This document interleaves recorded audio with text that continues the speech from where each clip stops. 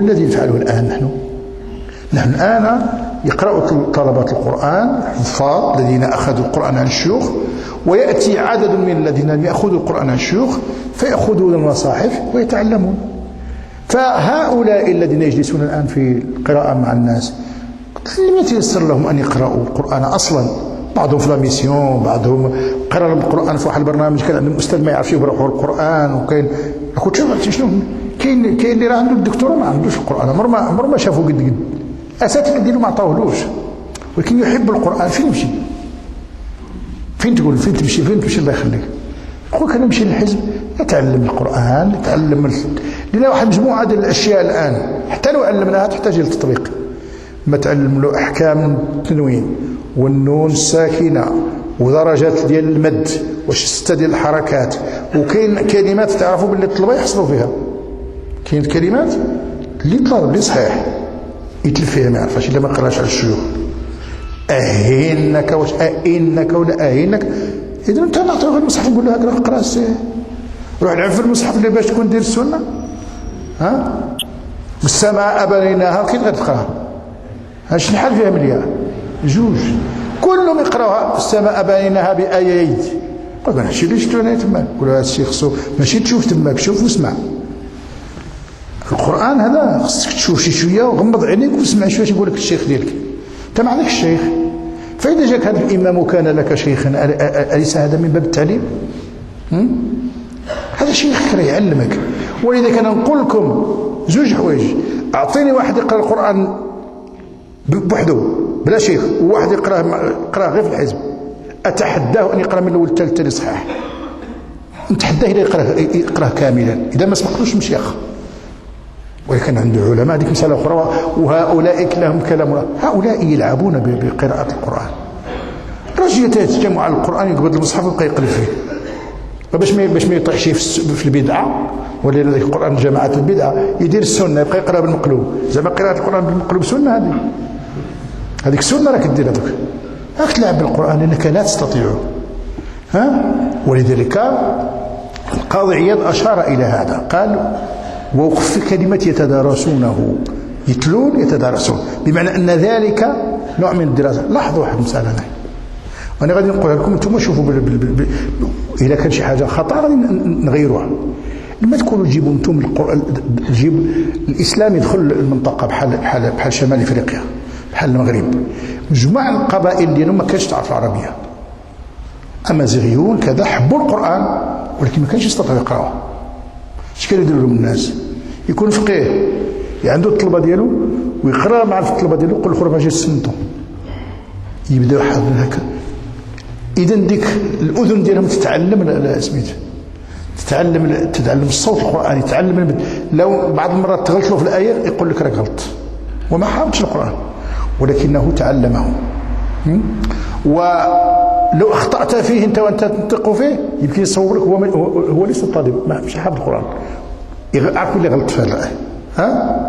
ولذلك كانت هذه طريقه عجيبه جدا في نشر القران في رؤوس الجبال، في المناطق التي تعممت فيها هذه الثقافه. ما كانش لم يكن بالامكان ان يؤخذ الناس واحد واحد، لان الناس مشغولون في فلاحاتهم ومشغولون بمسائل، وبعضهم لم يتيسر له القراءه اصلا، لا يعرف القراءه اصلا، ما يعرفها.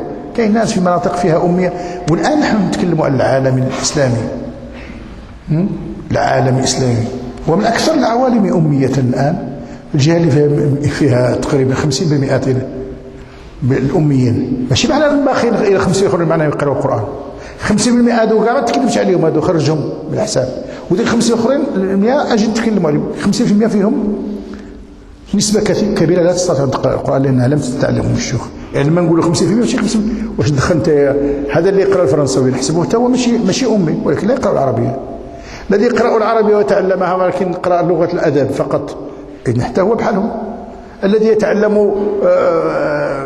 لغات اخرى من غير العربيه ومن غير كذا ويعيش خارج، ونسميه مثقف ونسميه، ولكن لا يعرف لا عربيه ولا.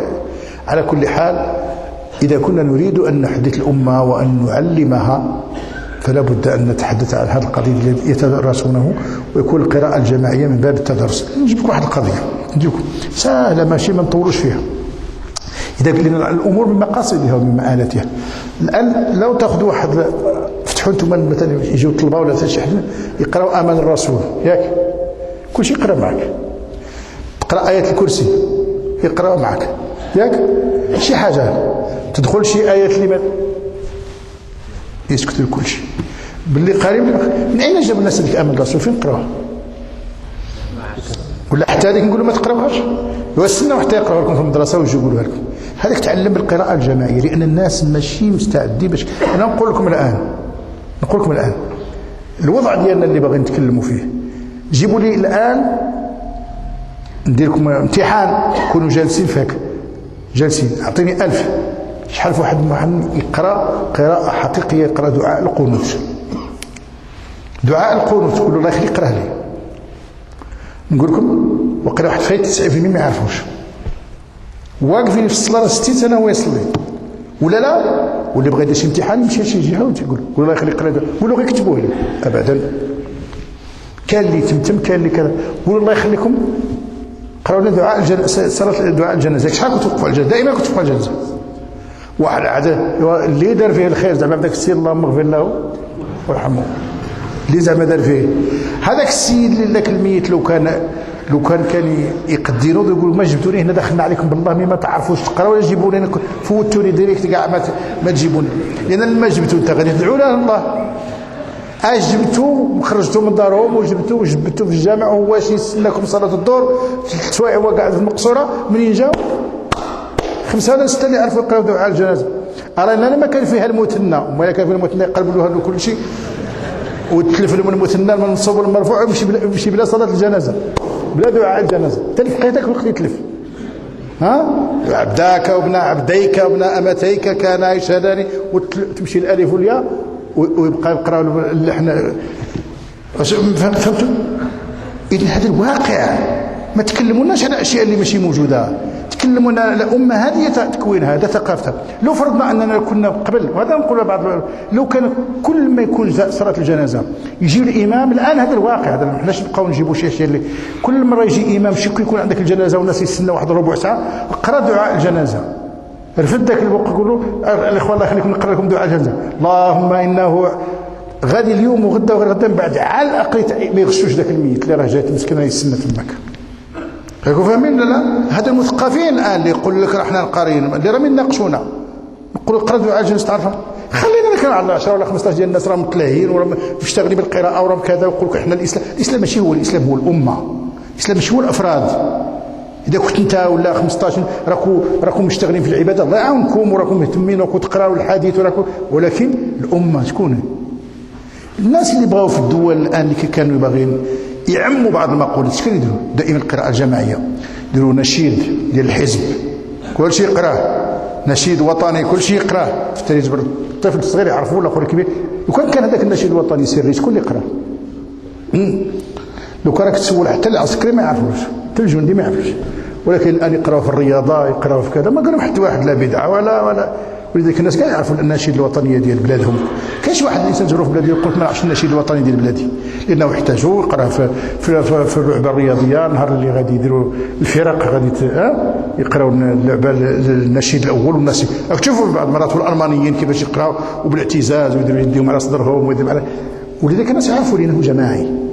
الطريقه الجماعيه هي طريقه التعليم الشعبي، وليس فيها ما يعارض، لأن المآل هي أن تنشر لغة القرآن وقراءة القرآن. فمن أين يأتيكم الخطأ في هذا؟ من أين تأتون؟